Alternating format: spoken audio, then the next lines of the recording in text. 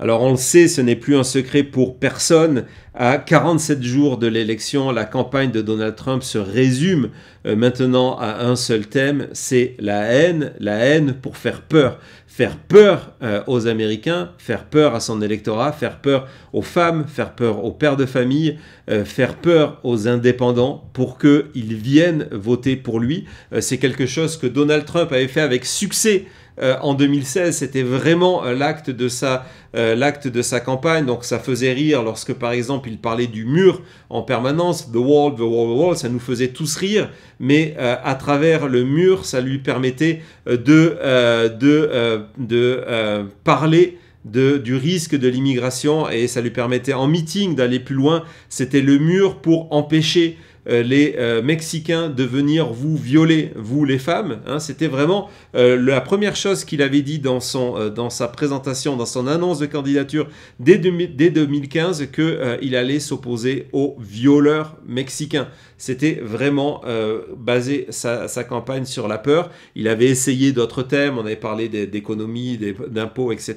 Mais lorsqu'on s'était rapproché de ce qu'on appelle le crunch time, donc les derniers un mois et demi, la période où nous sommes maintenant, résultat, il était passé uniquement sur ce thème-là, parce que c'est un thème qui, la peur, rapporte du côté électoral. Et on a exactement le même thème aujourd'hui, le même virage, où depuis surtout l'échec du débat, du deuxième débat contre Kamala Harris, mais ça avait débuté avant, lorsque le mois de septembre a commencé, que Donald Trump avait déjà 3-4 points de retard dans les sondages, de mettre en avant la peur. J.D. Vance ne fait que ça lors de ses meetings, avec un radicalisme qui est très troublant, très effrayant, parce que J.D. Vance n'a que 39 ans.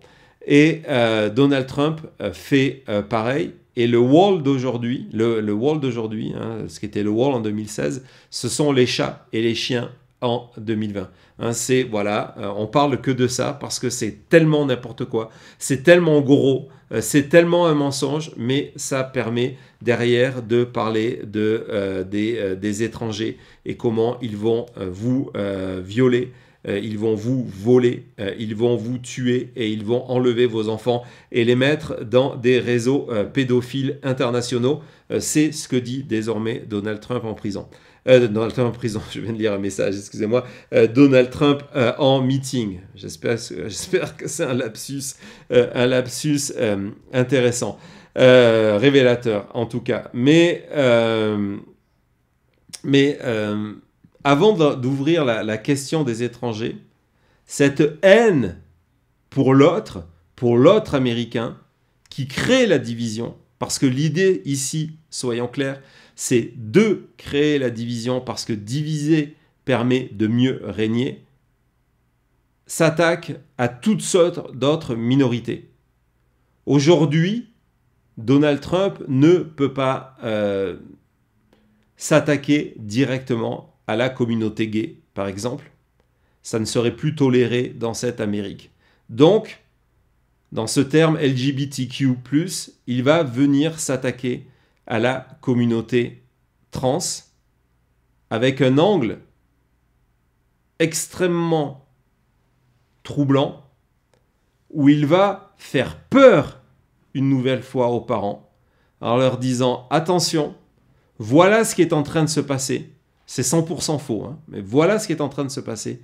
Et voilà ce qui peut vous arriver. Si ça ne se passe pas encore chez vous, ça va arriver chez vous. C'est que un matin, vous allez accompagner votre enfant à l'école et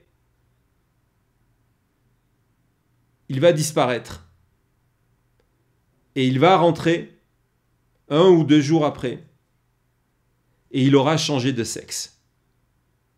C'est l'école qui va se charger de transformer le genre de votre enfant à votre insu, sans votre autorisation. On va regarder 2 vidéos avant de le regarder en meeting. On va retourner à ce fameux meeting, à cette fameuse conférence qu'il a fait à Washington, où pour la première fois, il a mis de manière verbale cette nouvelle idée que si il n'était pas élu, les Américains risquaient de voir leurs enfants changer de sexe dans la journée. The transgender thing is incredible. Think of it. Your kid goes to school and comes home a few days later with an operation. The school decides what's going to happen with your child. And you know, many of these childs 15 years later say, what the hell happened? Who did this to me? They say, who did this to me? C'est tellement fou que cela devrait faire que Donald Trump est disqualifié. Mais Donald Trump n'est pas disqualifié parce que ces moments-là ne passent pas dans les médias.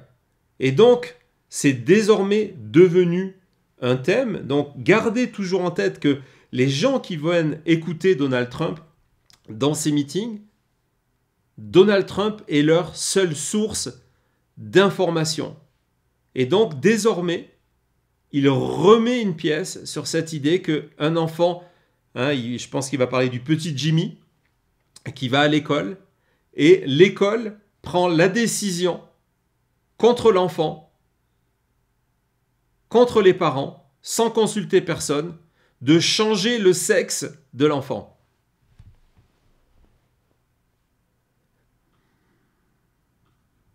Can you imagine you're a parent and your son leaves the house and you say, Jimmy, I love you so much, go have a good day in school, and your son comes back with a brutal operation. Can you even imagine this?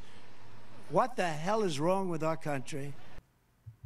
Qu'est-ce qui est malade dans ce pays? Ce qui est malade, c'est ce que est en train de raconter Donald Trump. Donc il dit voilà, vous imaginez, vous êtes parent, et le matin, vous dites à votre fils, Jimmy, je t'aime, bye bye, à ce soir. Et le soir, il rentre et l'école l'a changé de sexe.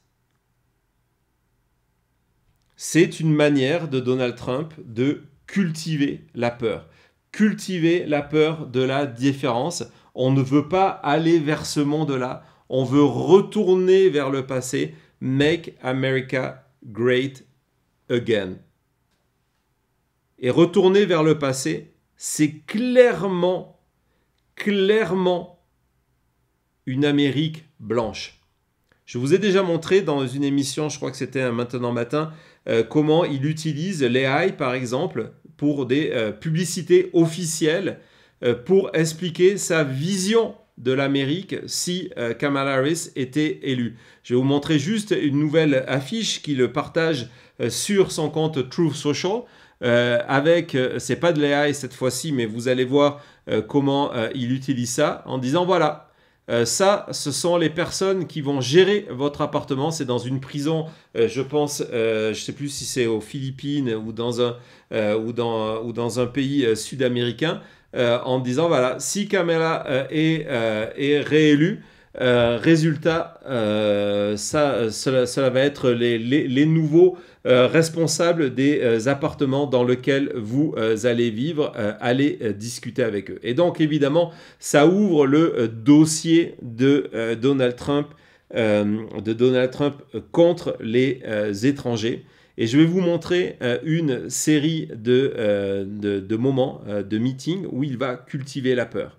Il va cultiver la peur jusqu'à l'intérieur de ses propres meetings. La vidéo que vous allez voir, je viens de la poster sur X, elle est complètement folle parce que il va expliquer à ses supporters qu'ils doivent être terrorisés parce que les migrants, le crime est tellement en hausse aux États-Unis, ce qui est statistiquement est faux, est tellement en hausse aux États-Unis que même à l'intérieur des meetings de Donald Trump, ils ne sont plus en sécurité.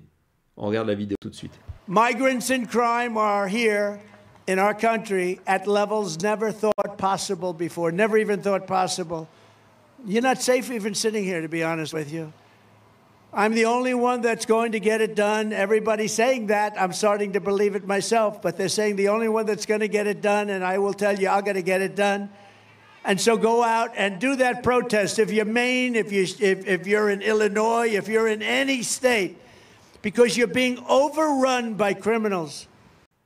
Voilà, donc il explique, si vous voulez mon opinion, pour être honnête, vous n'êtes même pas en sécurité. Tellement le monde est dangereux, vous n'êtes même pas en sécurité. Et en plus de ça, donc il explique comment on est désormais dépassé, débordé, noyé par cette vague criminelle des étrangers. Et donc, il parle, évidemment, on l'a vu lors de la convention républicaine, de mettre dehors des étrangers s'il est élu. On parle, le chiffre était de 10, de 12, de 15, de 20. Vous allez voir que maintenant, il a augmenté ce chiffre. Et après avoir regardé cette vidéo, je vais vous expliquer pourquoi ce chiffre augmente. If they won, you'd have not 20 million, you have 100 million people. You won't have Social Security, you won't have Medicare, you won't have anything already. If you take a look at the numbers, they're filling up and loading up Social Security, Medicare with illegal immigrants that have come into our country, many of them from jails and many of them from very bad places. And we're not going to destroy our country, Sean. Donc voilà, on en est désormais à cette idée de 100 millions. 100 millions hein, sur un pays qui en a 350, je crois, ou 360. Un tiers de la population qui désormais sont des immigrés clandestins qui veulent prendre votre boulot, qui veulent vous voler, qui veulent vous violer, qui veulent prendre vos enfants pour les mettre dans des réseaux sexuels et qui veulent vous tuer. Hein, effectivement, vous êtes dépassé, c'est un tiers. Comment on arrive à ce chiffre? Bon, le chiffre, c'est n'importe quoi, c'est du côté de Trump. Mais ce qui est extrêmement troublant, ça s'est passé hier, c'est dans le cadre de cette crise créée volontairement par J.D. Vance et Donald Trump à Springfield samedi. Claire Ménial, qui est actuellement à Springfield dans l'Ohio, viendra nous en parler. Cette crise contre la communauté haïtienne qui est installée là de manière légale depuis 2018. En 2018, je vous rappelle que le président qui a accepté de les faire venir parce qu'on en avait besoin pour des emplois, c'était un certain Donald J. Trump, 2018. Et donc, cette communauté qui est désormais montrée du doigt, qui vit désormais dans la terreur, elle permet de se plonger dans cette vision apocalyptique que Trump et Vance ont pour l'Amérique. Quand par exemple, hier, une journaliste, c'est extrêmement grave, une journaliste locale, dans ce meeting de Vance, lui demande: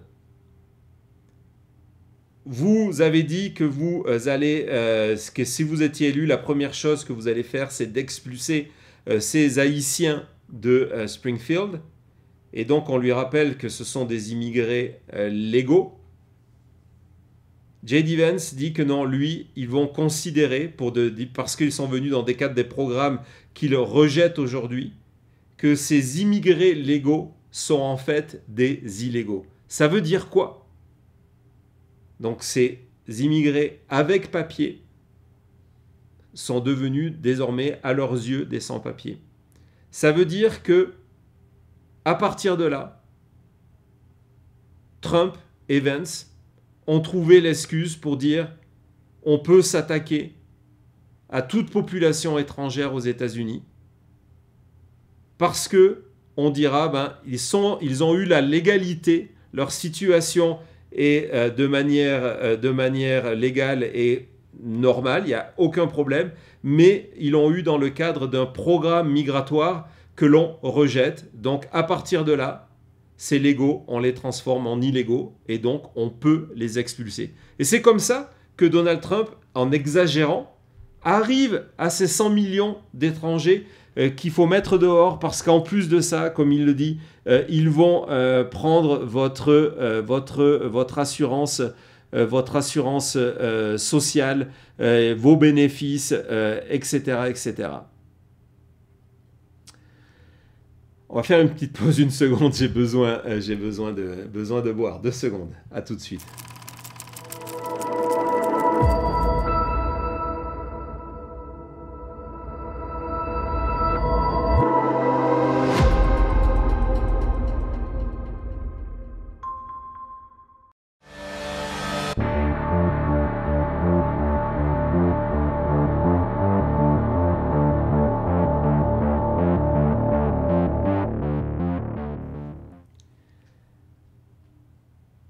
Donald Trump est arrivé à une telle dénonciation des étrangers, qu'il reprend d'ailleurs de la rhétorique qui est née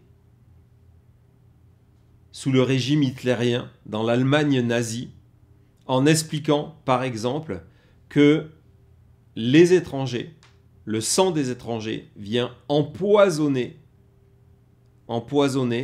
la fabrique des États-Unis, vient corrompre le pays, et que donc il faut se débarrasser de ce sang impur. On regarde ça tout de suite. What's happening to our country is being poisoned, and your schools and your children are suffering greatly because they're going into the classrooms, they're taking the seats, and they don't even speak English. It's crazy. Voilà, donc c'est une nouvelle peur. Donc ils sont en train d'empoisonner et il y a une escalade à ce niveau-là. Ça va être encore plus présent dans les jours prochains où Donald Trump et J.D. Vance vont expliquer, par exemple, que ces étrangers vont apporter des maladies infectieuses nouvelles et vont donc vous rendre malade. C'est vraiment ça. Et puis, au-delà de ça, Donald Trump a déjà expliqué que ces étrangers-là, c'était des assassins, des fous, hein, que certains pays prenaient les fous qu'ils avaient dans les pires catégories de fous qu'ils avaient dans leurs asiles psychiatriques, les amenaient à la frontière américaine et profitant de Biden, de la volonté de Biden d'ouvrir la frontière et donc de Kamala Harris aujourd'hui, de dire ben voilà, allez aux États-Unis, donc de lâcher des fous, ouvrir les portes de l'asile aux États-Unis. Il y a une nouvelle dimension aussi maintenant, parce que avec ce qui se passe du côté de Israël, la Palestine, Gaza, le Liban, d'un coup les Américains réentendent parler de terrorisme. Donc Donald Trump explique que ces étrangers qui ont désormais envahi les États-Unis, 100 millions sur la population, ce sont des terroristes. And so I say to the people of New York, with crime at record levels, with terrorists and criminals pouring in, and with inflation eating your hearts out, vote for Donald Trump. What the hell do you have to lose? What do you have to lose?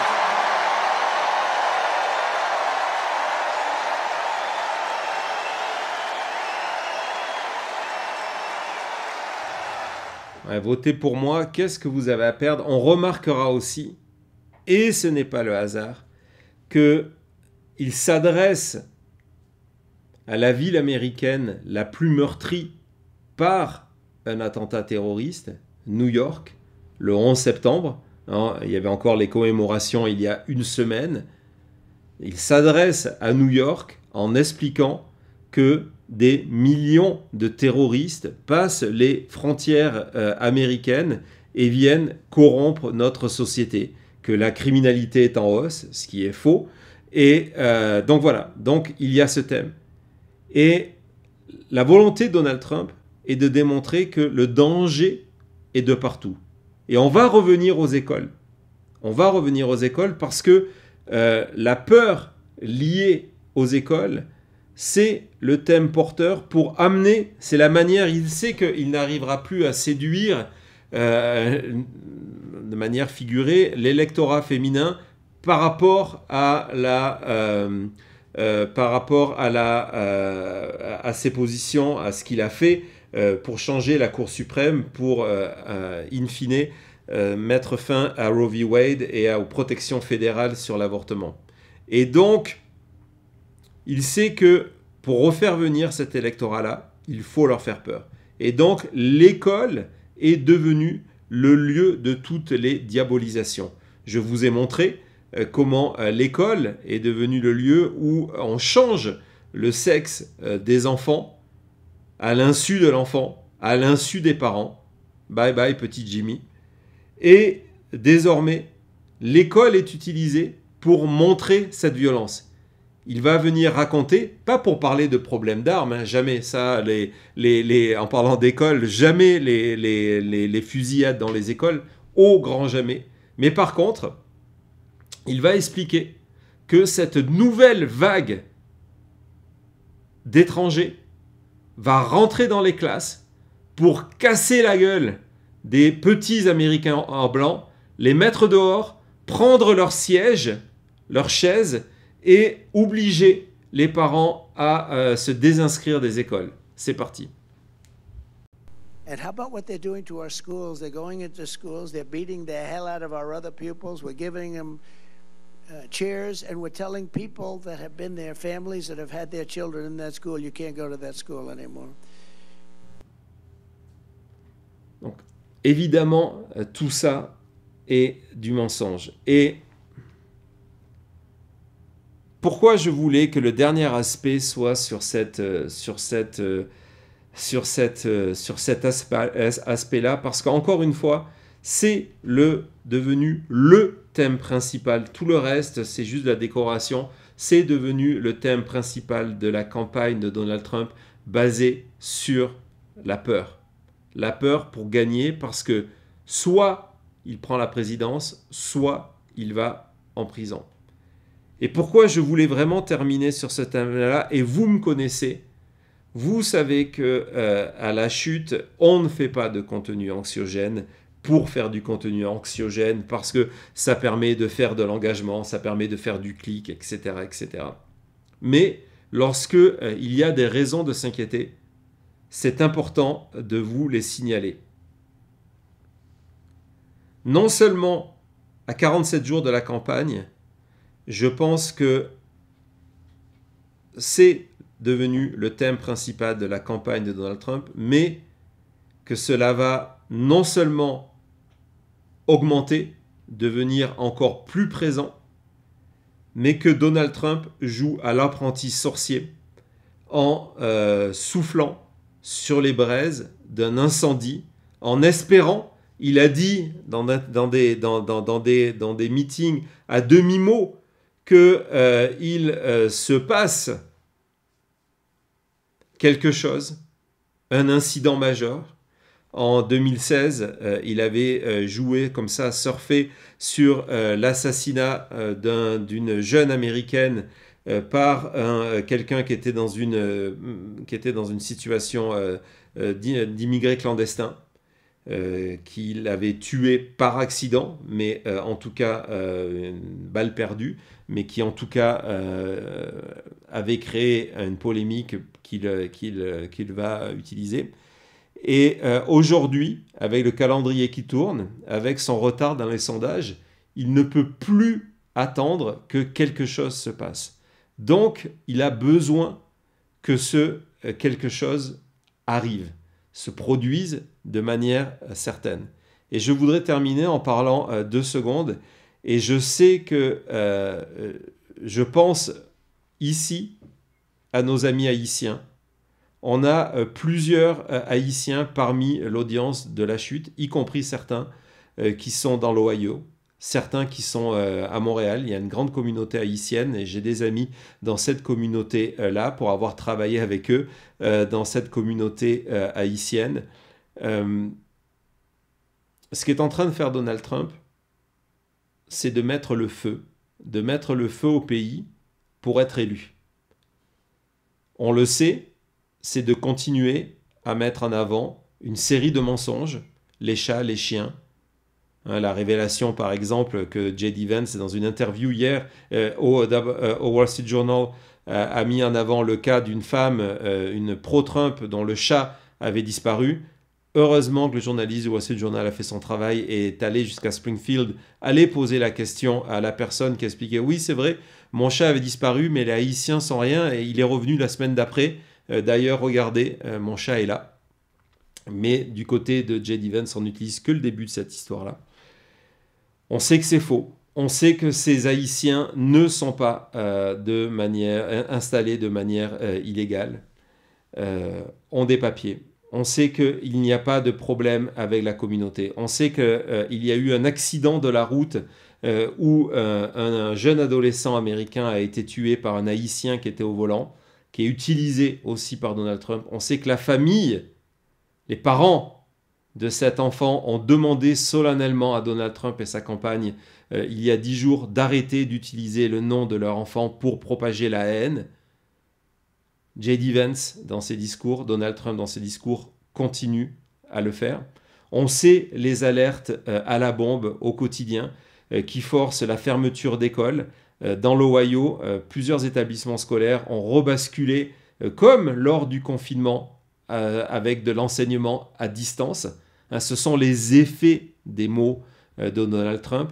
Donc la prolifération des menaces. Aujourd'hui, l'administration Biden vient d'envoyer des équipes avec chiens démineurs pour justement vérifier s'il y avait des alertes, s'il y avait des bombes, pour prévenir le risque d'un véritable enflammement, je ne sais pas si ça se dit, mais d'une véritable implosion du côté de Springfield. Le festival annuel, leur événement, l'événement principal autour des arts et des loisirs, a été annulé pour des raisons de sécurité. La fête de l'amitié entre les habitants de Springfield et la communauté haïtienne a été annulée pour des raisons de sécurité. Le gouverneur républicain de l'Ohio, pro-Trump, qui continue à soutenir Donald Trump, a expliqué de maintes fois qu'il fallait arrêter, que tout ça était faux, qu'on allait au-devant d'un énorme problème. Mardi, le maire républicain de Springfield a imploré Donald Trump de ne pas venir à Springfield, en disant que s'il venait à Springfield, les ressources pour assurer sa protection, éviter qu'il y ait des débordements, éviter que sa ville se retrouve à feu et à sang, seraient tellement énormes que cela ne serait même pas envisageable. Il a demandé à plusieurs reprises à J.D. Vance et à Donald Trump d'arrêter. Et donc, il leur a demandé mardi de ne pas venir à Springfield, de ne pas venir attiser encore plus la haine. Et hier soir, Donald Trump, à Uniondale, devant une foule de 16 000 surexcités, a répondu au maire de Springfield. How about in Springfield, Ohio? They had 32,000. This is a little beautiful town. No crime, no problem. 32,000 illegal immigrants come into the town, 32. So they almost doubled their population in a period of a few weeks. Can you believe it? And you know what? They've got to get much tougher. I'm going to go there in the next 2 weeks. I'm going to Springfield and I'm going to Aurora. You may never see me again, but that's okay. Got to do what I got to do. Whatever happened to Trump? Well, he never got out of Springfield. Donc voilà, non seulement il vient d'annoncer que il va aller à Springfield, il en fait une plaisanterie en disant que peut-être on ne le reverra plus jamais, qu'il est prêt à mourir pour Springfield, mais il va y aller. Et donc, il va transporter sa campagne parce que soit il est à la présidence, soit il est à la prison, à Springfield, en espérant, ne nous voilons pas la face, même si on nous accuse après de anti-trumpisme, ne nous voilons pas la face, on suit, on analyse, on décrypte Donald Trump depuis 2015 pour ne pas être naïf. Si Donald Trump veut aller à Springfield, c'est parce qu'il espère que la situation va s'aggraver pour démontrer les faillites de Kamala Harris et essayer d'en tirer un profit politique. C'est sa stratégie. Il espère bien que sa venue à Springfield va entraîner des manifestations violentes, que le pays, que l'Ohio, que Springfield se retrouve à feu et à sang, qu'il y ait des affrontements entre migrants noirs, haïtiens et extrême gauche et extrême droite. On sait que depuis quelques jours, des Proud Boys, les Proud Boys, vous en souvenez, sont arrivés à Springfield dans l'Ohio. Et donc il a décidé que sa dernière bataille pour gagner la guerre, on va reprendre la terminologie de Donald Trump, va se jouer à Springfield. Et tout ça, tout ce que vous venez de voir, est une réalité, est possible, parce que tout ce que vous venez de voir, les médias n'en parlent pas.